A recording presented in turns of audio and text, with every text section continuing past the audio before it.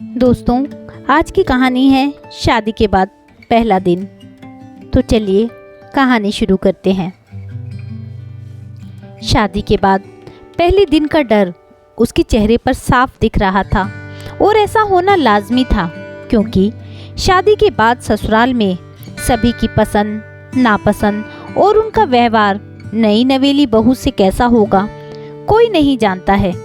मधु को समझ ही नहीं आ रहा था कि क्या करे।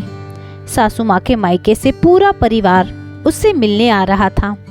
वैसे शादी में सबसे मिलना हुआ था, लेकिन मेहमानों की भीड़ में सभी से अच्छे से जान पहचान नहीं हो पाई। सभी ने एक साथ आने का प्लान बनाया। वैसे तो रात में ही सास राधा जी ने खाने की तैयारी कर दी थी, लेकिन सुबह उठी तो राधा जी की तबीयत ठीक नहीं थी। मधु ने उन्हें आराम करने को कहा और खुद ही किचन में मोर्चा संभाल लिया। लेकिन आज से पहले कभी इतने ज़्यादा लोगों का उसने खाना नहीं बनाया था। मायके में उसे मिलाकर बस 4 लोग थे और वहाँ भी अधिकतर मम्मी ही खाना बनाती थी। मधु अभी सोच ही रही थी कि उसे राधा जी की आवाज़ आई, बहू क्या हुआ, तू इतनी डरी हुई क्यों खड़ी है?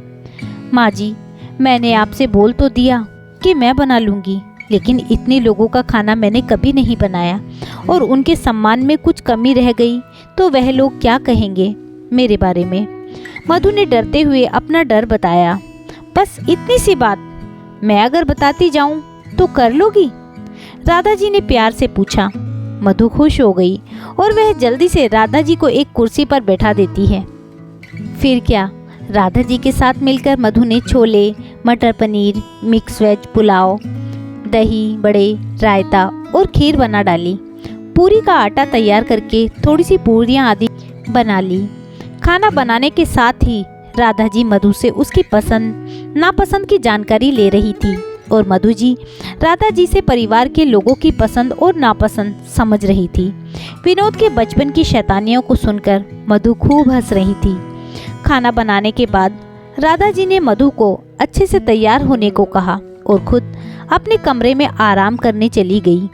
नियत समय पर नानी जी और उनका परिवार आ गए और सभी ने एक साथ खाना खाया। सभी ने ही खाने की बहुत तारीफ की।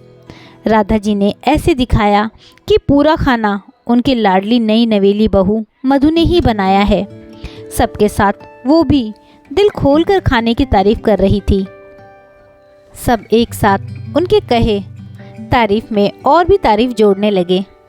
अब तो महीने में एक बार हम सभी मधु बहू रानी के हाथ का खाना खाने यहीं आया करेंगे। मामा ससुर जी चटकारे लेकर बोले, और दही बड़े तो बहुत ही लजीज बनाए हैं। आत्मा तृप्त हो गई। देवर क्यों पीछे रहते तारीफ करने में।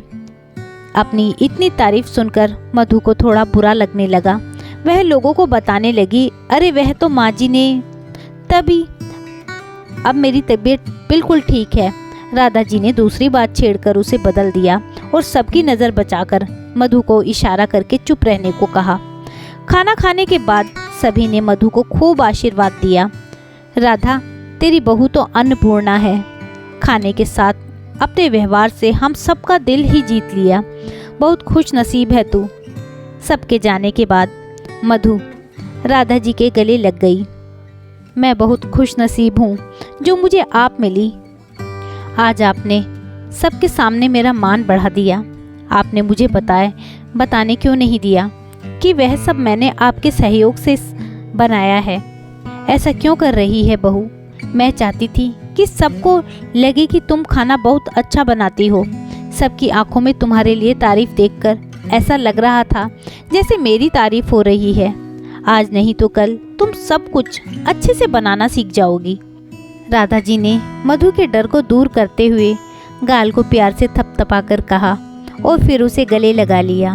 सीख, अगर ऐसे ही सास बहू की गलती को ढककर प्यार से उसे समझाए तो बहू के दिल में भी और इज्जत बढ़ जाती है। दोस्तों, आपकी इस बारे में क्या राय है मुझे कमेंट करके ज़रूर बताइएगा। यदि आपको यह कहानी अच्छी लगी हो तो कहानी को लाइक कीजिएगा, शेयर कीजिएगा और मेरे चैनल को सब्सक्राइब करना ना भूलिएगा। कहानी सुनने के लिए बहुत बहुत धन्यवाद।